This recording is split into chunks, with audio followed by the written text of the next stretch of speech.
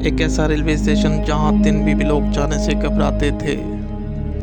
कहानी में आगे बढ़ने से पहले हमारे चैनल अंधेरों के सफ़र को सब्सक्राइब कर दें और बेल आइकॉन को प्रेस कर दें। न्यू जर्सी में एक ऐसा रेलवे स्टेशन है जो रात 9 बजे मुकम्मल बंद हो जाता है और एक वीराने का मंजर पेश करता है। ट्रेन सिर्फ यहाँ 2 मिनट ही रुकती है और रात को इस स्टेशन में कोई नहीं आता। ये इतनी वीरान जगह है कि शायद ही कोई मुसाफिर इस स्टेशन से सवार होता हो। ये जंगल के बीचों बीच वाक़या है। ये उन लोगों के लिए बनाया गया था जो लोग जंगल के करीब रहते थे। एक मर्तबा 3 लड़कियों का ग्रुप न्यू जर्सी से इस ट्रेन में बैठा और आगे किसी टाउन की तरफ जा रही थी। वो रास्ते में अपने मोबाइल फ़ोन से मुख्तलिफ तस्वीरें ले रही थी। अब ट्रेन उस ट्रैक पर थी जहां इस ट्रेन को जंगल के बीच में रुकना था। अब ट्रेन उस स्टेशन पर रुकी जहां दिन में भी लोग जाने से घबराते थे, हॉन्टेड हिल स्टेशन। न जाने लड़कियों को क्या सूझा। इनमें से एक लड़की ने कहा, आओ नीचे उतर के कुछ तस्वीरें लेते हैं। और वो 2 लड़कियां नीचे उतर गईं और एक लड़की ट्रेन में बैठी रही। वो मोबाइल फोन से तस्वीरें ले रही थी और एक दूसरे से मजाक कर रही थी। इस वीरान जगह में दोनों की हंसने की आवाज गूंज रही थी। अब इस ट्रेन ने एक सायरन दिया, लेकिन ये लड़कियां एक दूसरे में इतनी मसरूफ थी कि इन्हें शोर में कुछ सुनाई नहीं दिया। इनकी दोस्त ट्रेन में से आवाजें दे रही थी, आ जाओ ट्रेन चलने वाली है, लेकिन ये लड़कियां अपने कामों में मसरूफ रही। ट्रेन हल्का हल्का चलना शुरू हुई। अब ट्रेन की स्पीड तेज हो चुकी थी। दोनों ने देखा ट्रेन की स्पीड तेज हो रही है। वो दोनों ट्रेन की तरफ भागी।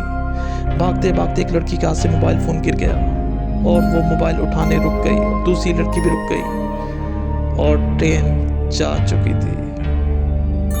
एक ऐसी जगह जहां दिन में कोई ना आता हो, वहां 2 लड़कियां इस वीरान स्टेशन में अकेली रात का वक्त। अब कोई ट्रेन भी नहीं आएगी। ये दोनों बहुत बुरा फंस चुकी थी।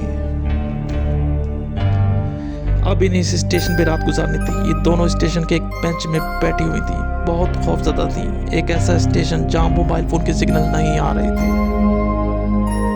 इर्द गिर्द सारा जंगल था। रात गहरी सी गहरी हो रही थी। दोनों लड़कियों के पास कोई सामान नहीं था, सिर्फ एक मोबाइल फोन था और स्टेशन पर हल्की सी रोशनी और ट्रैक पर गुप्त अंधेरा।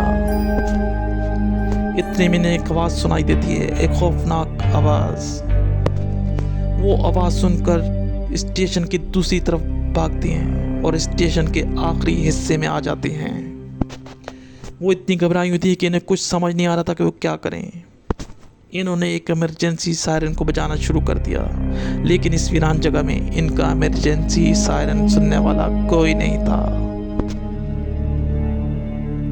इतने में एक लड़की देखती है कि एक स्याह रंग के लिबास में कोई चीज जो उनकी तरफ आ रही है। उन दोनों ने जब ये देखा, वो इतना घबरा गई को स्टेशन की ऊपर वाली मंजिल में भागकर एक कमरे में जाकर छुप गई और दरवाजा बंद कर लिया। अब इन स्टेशन की सीढ़ियों पर किसी के चढ़ने की आवाज आ रही हो, जैसे कोई सीढ़ियों से ऊपर आ रहा हो।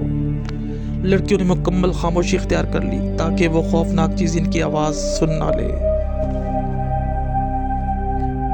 दोनों ने दरवाजे से सुराख से देखा तो क्या देखती हैं कि एक स्याह काले लिबास में पाँव के नाखून लंबे और खौफनाक शक्ल वाली कोई चीज इनके दरवाजे के बिल्कुल बाहर थी। वो इनके दरवाजे के बाहर खड़ा था। वो इतनी खौफनाक आवाज दे रहा था जैसे कोई आह भरता हुआ शख्स। थोड़ी देर बाद उसकी आवाज हल्की हो गई और वो कुछ आगे की तरफ चलना शुरू हो चुका था।